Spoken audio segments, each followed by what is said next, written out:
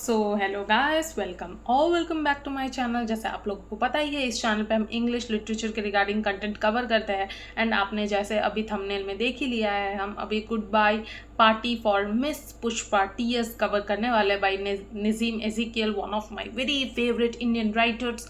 बहुत कम पता है लोगों को इनके बारे में, लेकिन पता होना चाहिए। And he definitely deserves to be known. बहुत अच्छी चीज़ें इन्होंने लिखी है।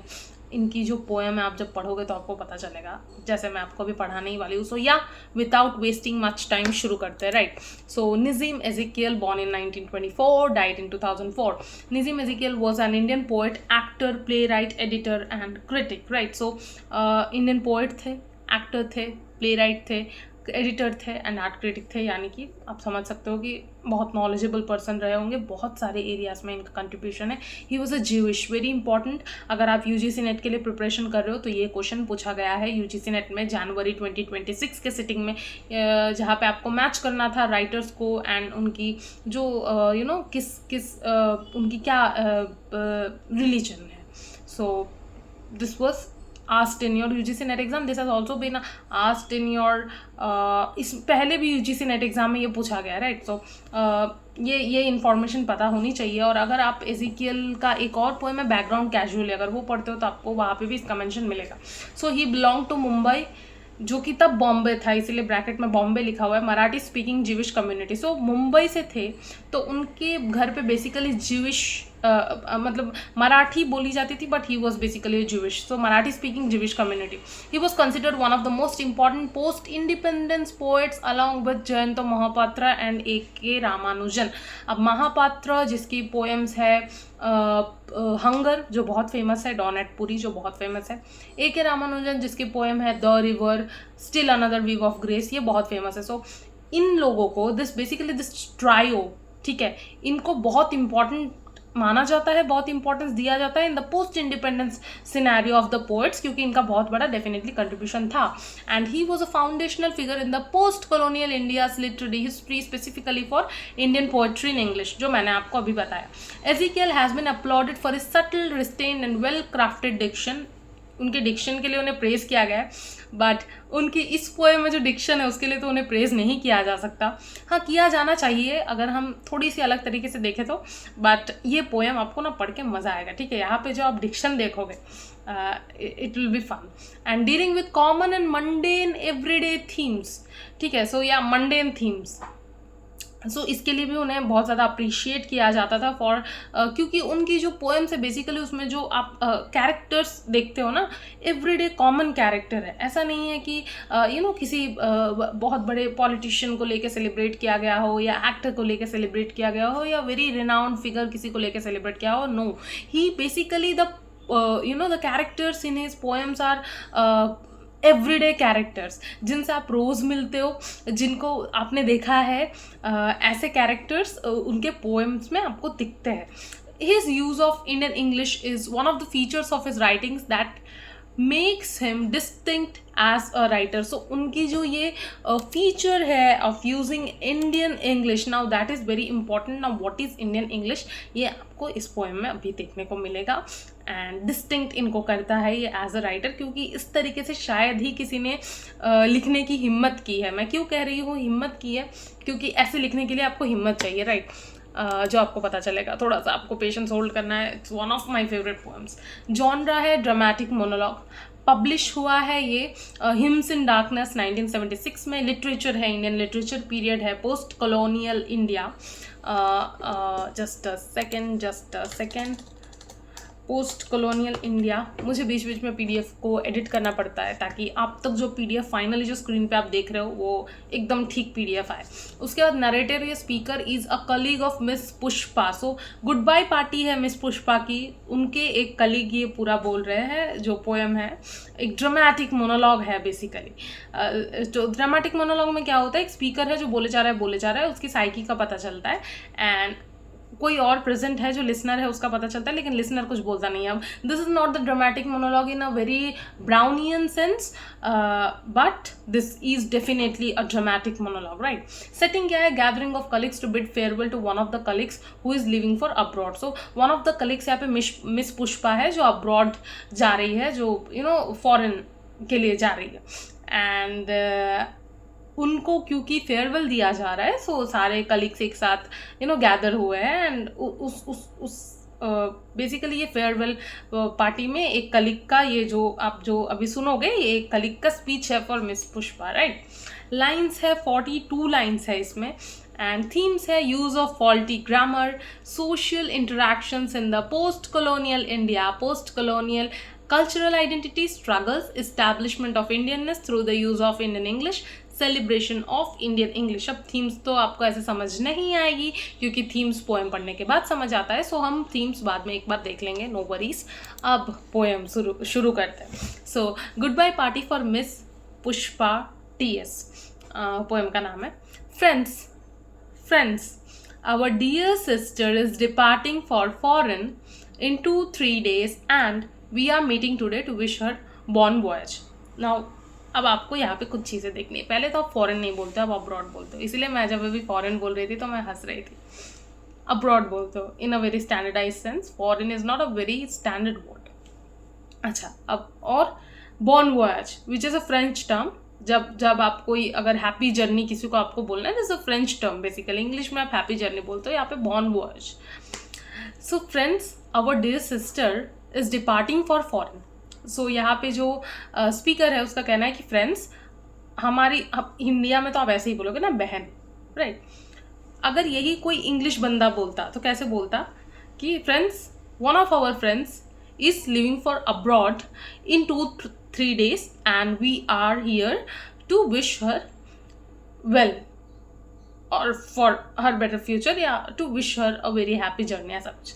यहाँ पे क्या लिखा है, friends our dear sister is sister. Now this brings in the Indianness, आपको ये समझना है।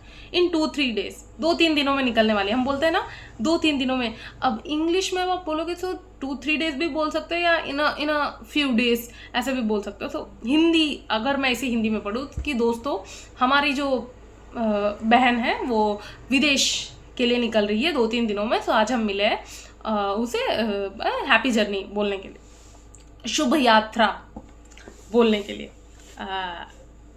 तो अब यहाँ पे आप यही सेम चीज़ देखते हो कि फ्रेंच आपको दिख रहा है, आपको दिख रहा है यहाँ पे इंग्लिश, और इंडियननेस है। इंडियन हिंदी में जैसे आप बोलते हो वैसे ही आप बोल रहे हो, पर आप इसको इंग्लिश में बोल रहे हो। और आप ये भी, आप बहुत ज़्यादा मैक्सिमम आप चीज़ें यूज़ कर रहे हो कि मैं बहुत ज़्यादा इंग्लिश साउंड करूँ पहला, और मैं फ्रेंच भी इसमें ऐड करूँ ताकि कितना एजुकेटेड एलिटिस्ट एक फीलिंग आए। सो अब second stanza, you are all knowing friends what sweetness is in Miss Pushpa, ठीक है। So you all know friends, she is such a sweet lady. इसको कैसे बोला है इन्होंने, you are all knowing friends what sweetness is in Miss Pushpa. I don't mean only external sweetness but internal sweetness. तो Miss Pushpa की तारीफ हो रही है कि मिस पुष्पा सिर्फ बाहर से अच्छी नहीं है, मिस पुष्पा अंदर से भी बहुत अच्छी है। Miss Pushpa is smiling and smiling even for no reason but simply because she is feeling, ठीक है। सो ऐसा लग रहा है कि आप किसी मेंटली अनस्टेबल पर्सन का डिस्क्रिप्शन दे रहे हो। वो कहता है ना, हमेशा हंसती रहती है, ऐसे ही, मतलब हंसमुख है। ये इस बात को ऐसा कहना, miss Pushpa is smiling and smiling even for no reason but simply because she is feeling. और miss Pushpa is coming from a very high family, बहुत हाई फैमिली है, ठीक है। एलिटिस्ट फैमिली या रिच बैकग्राउंड को कहा है, very high family. Her father was renowned advocate in Bulsar और Surat, I am not remembering now which place, मतलब सूरत या बलसर में कहीं पे तो उसके पापा एडवोकेट है, जो मुझे याद नहीं आ रहा है अभी। और ये बोलते ही जो हम इंडियंस की हैबिट होती है कि हम कुछ बात कर रहे उसमें से हम क्या करेंगे, किसी और टॉपिक में घुस जाएंगे। सो यहाँ उन्होंने कहा कि हाँ बलसर या कहीं सूरत में तो उसके पापा एडवोकेट थे। उसके बाद Surat, yes, once only I stayed in Surat with family members. एक बार मैं रुका था सूरत में, of my uncle's very old friend, मेरे अंकल के एक बहुत पुराने दोस्त। His wife was cooking nicely, और उसकी वाइफ बहुत ज़्यादा अच्छे से खाना बना रही थी। That was long time ago. अब यहाँ पे मिस पुष्पा जो एक लड़की है जो फॉरेन के लिए जा रही है, जो अब्रॉड जा रही है, राइट। और इनको एक सूरत का पहला बहुत पुराना केस याद आता है, बहुत पुरानी एक बात याद आती है कि मैं एक ओल्ड फ्रेंड के घर गया था जहाँ पे उसकी वाइफ खाना बना रही थी. तो now this also somewhere signifies how the position of women was changing in India.